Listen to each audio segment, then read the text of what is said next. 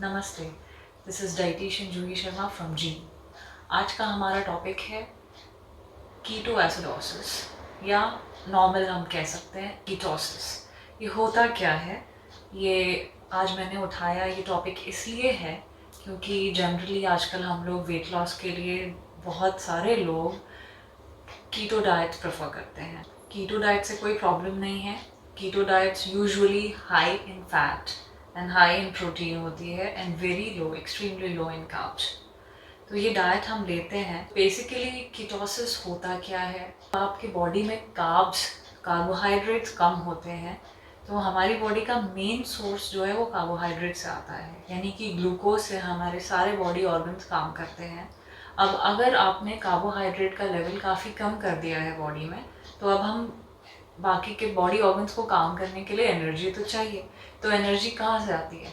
ये एनर्जी अब बॉडी दूसरा फिनोमेना लेता है, दूसरा प्रोसेस अपनाता है, वो फैट को ब्रेक करके एनर्जी लेता है।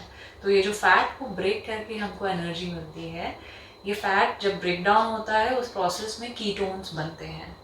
कीटोन्स बॉडी में बनने लगते हैं और उसकी मात्रा बॉडी में ज़्यादा हो जाती है और यूरिन में ज़्यादा हो जाती है।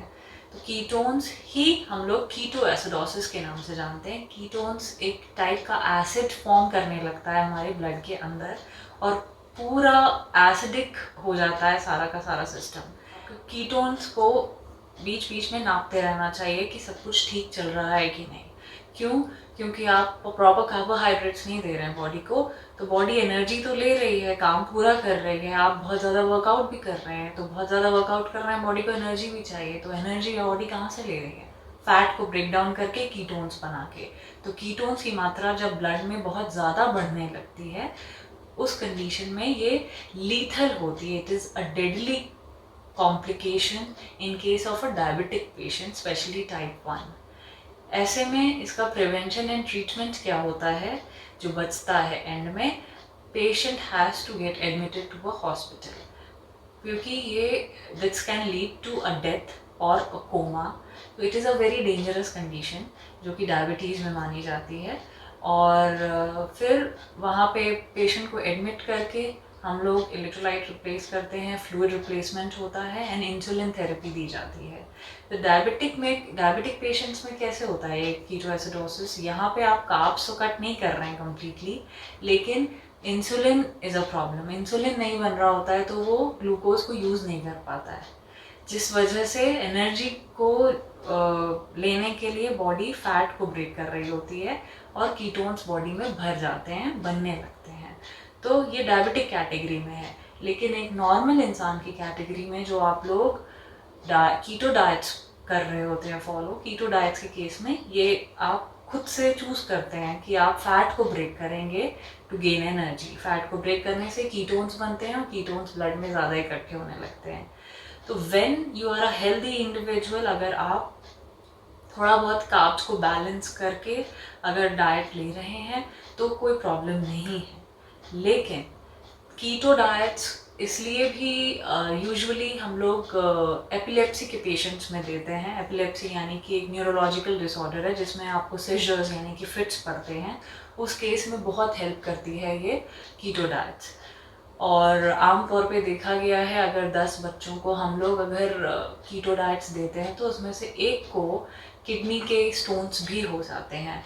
तो ये क्योंकि एक मेडिकल कंडीशन है तो हम लोग इसको ट्रीट करते हैं। डॉक्टर से बात करिए, सजेशन लेने के बाद उसको प्रॉपर तरीके से हम कीटो डाइट्स को एक मेडिकल कंडीशन का सजेस्ट करते हैं। और आजकल आम तौर पे लोग for weight loss they are using this keto diets.